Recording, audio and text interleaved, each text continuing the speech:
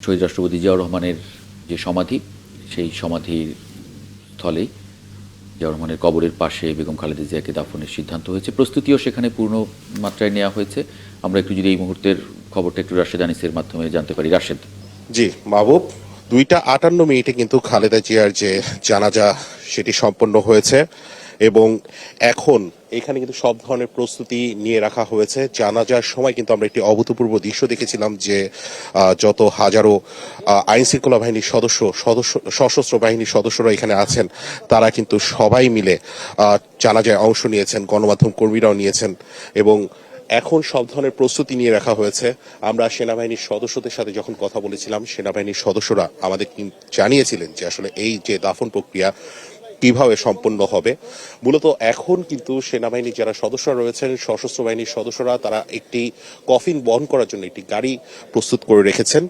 যখনই খালেদা জিয়ার মরদেহ বহনকারী যে অ্যাম্বুলেন্সটি এসে পৌঁছাবে এবং তখন সেই কফিনটি কিন্তু এই যে সেতুটি রয়েছে, সেই সেতুটি দিয়ে তারা গার্ড অফ অনার দিয়ে কিন্তু নিয়ে যাবেন এবং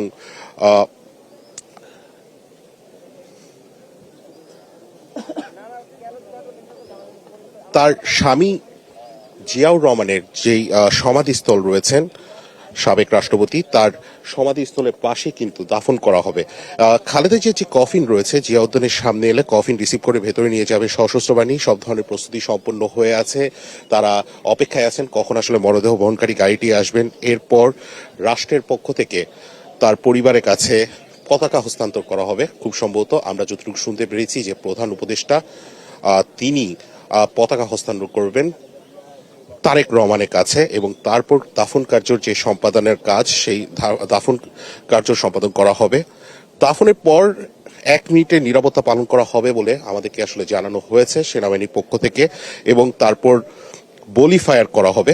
এরপর পুষ্পস্তবক অর্পণ করা হবে, রাষ্ট্রীয়ভাবে গান সেলুট দেয়া হবে এবং সবশেষে দোয়া মোনাজাতের মাধ্যমে কিন্তু এই যে দাফন যে প্রক্রিয়া রয়েছে সেটি শেষ হবে। মূলত আজকে সকাল 9টার কিছুটা আগে খালেদা জিয়ার মরদেহ এভার কেয়ার থেকে বের করা হয়। এরপর নেওয়া হয় তার গুলশানের যে বাসভবন রয়েছে, গুলশানের বাসভবনে, সেখানে 1.5 থেকে 2 ঘন্টা রাখার পর দুপুর 12টার দিকে নিয়ে যাওয়া হয় মানিক মিয়া এভিনিউতে। ঐতিহাসিক একটি জানাজা, যে জানাজার বিষয়ে আমরা আসলে গতকাল যখন সংবাদ সংগ্রহ করছিলাম তখনও কিন্তু বলছিলাম যে লাখো মানুষের উপস্থিতি হবে। এই যে মানুষের জনজোয়ার, এই জোয়ার কিন্তু আমরা দেখেছি যে শুধু যে মানিক মিয়া এভিনিউতে তা কিন্তু নয়, তার ঠিক দুই পাশে ছড়িয়ে গেছে। আমরা দেখেছি যে জাহাঙ্গীর গেট, মিরপুর, মহাখালী, বাংলা মোটর, এই সমস্ত জায়গায় কিন্তু আমরা দেখেছি যে তার জানাজা অনুষ্ঠিত হয়েছে এবং তার জানাজায় মানুষজন শরিক হয়েছেন এবং অল্প কিছুক্ষণ পর যখন এখানে মরদেহ নিয়ে আসা হবে তখন কিন্তু এখানে সকল ধরনের প্রস্তুতি নিয়ে রেখেছেন। সেনাবাহিনীর সদস্যদের সাথে কথা বলা রয়েছে, কড়া নিরাপত্তা তারা নিয়ে রেখেছেন। নেতাকর্মী এবং উপস্থিত যারা রয়েছেন তাদের বাইরে কিন্তু কেউ এখানে প্রবেশ করতে পারবেন না। 3বারের প্রধানমন্ত্রী এবং দেশের প্রথম নারী প্রধানমন্ত্রী খালেদা জিয়া গৃহবধূ থেকে দেশের সর্বোচ্চ পর্যায়ে পৌঁছেছেন। তিনি 1981 সালে জিয়াউর রহমানের শাহাদাত বরণের পর 1982 সালে 2 জানুয়ারি সাধারণ সদস্য হিসেবে বিএনপিতে যোগদান করেন। তার কিন্তু দীর্ঘ 43 বছরের রাজনৈতিক ক্যারিয়ার, যেই ক্যারিয়ারের মাঝে কিন্তু তিনি কোনোদিন আপোষ করেননি এবং দেশের মানুষের জন্য তিনি সর্বদা নিজেকে নিয়োজিত রেখেছেন। তাকে বহুবার বলা হয়েছিল দেশের বাইরে যাওয়ার জন্য, তিনি কিন্তু যাননি, অসুস্থ অবস্থায় যাননি। কিন্তু তার যখন 2018 সালের পর যখন অসুস্থতা বেড়ে যায়, বিশেষ করে কারাবরণ করার পর, তিনি যে পুরনো কারাগার রয়েছে সেখানে এককভাবে যখন তাকে কারাবরণ করে রাখা হয়েছিল, তার ডায়াবেটিস থেকে শুরু করে তখন থেকে কিন্তু আসলে নানা ধরনের রোগবালাই দেখা দেয়।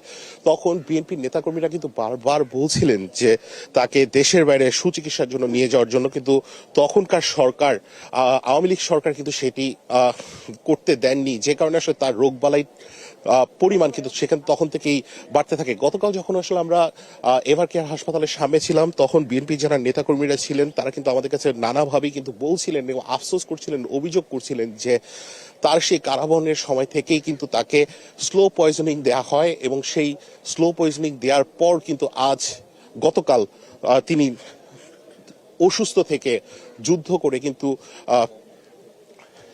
অসুস্থতা থেকে যুদ্ধ করে কিন্তু তিনি না ফেরার দেশে পাড়ি জমান। 1983 সালের মার্চ মাসে বিএনপির ভাইস চেয়ারম্যান নিযুক্ত হন বেগম খালেদা জিয়া এবং 1984 সালের আগস্টে দলটির চেয়ারপারসন হিসেবে নির্বাচিত হন।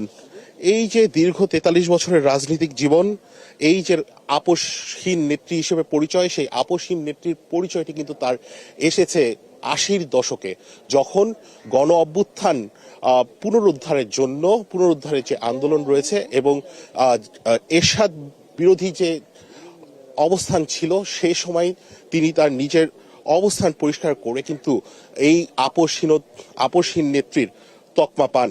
খালেদা জিয়া কিন্তু হচ্ছে হলো 1991 থেকে, সাবেক প্রধানমন্ত্রী খালেদা জিয়া 1991 থেকে 2001 পর্যন্ত 3বার প্রধানমন্ত্রী হিসেবে নির্বাচিত হন। প্রথমবার 1991 সালে এবং এর পরবর্তীতে 1996 সালেও কিন্তু তিনি প্রধানমন্ত্রী নিযুক্ত হয়েছিলেন এবং তত্ত্বাবধায়ক সরকারের হাতে ক্ষমতা হস্তান্তর করার যে প্রতিশ্রুতি দিয়েছিলেন, তখন কিন্তু মাসখানেকের মতো ছিলেন, প্রধানমন্ত্রী হিসেবে দায়িত্ব পালন করেছেন এবং 2001 সালেও কিন্তু তিনি প্রধানমন্ত্রী হিসেবে দায়িত্ব পালন করেছেন।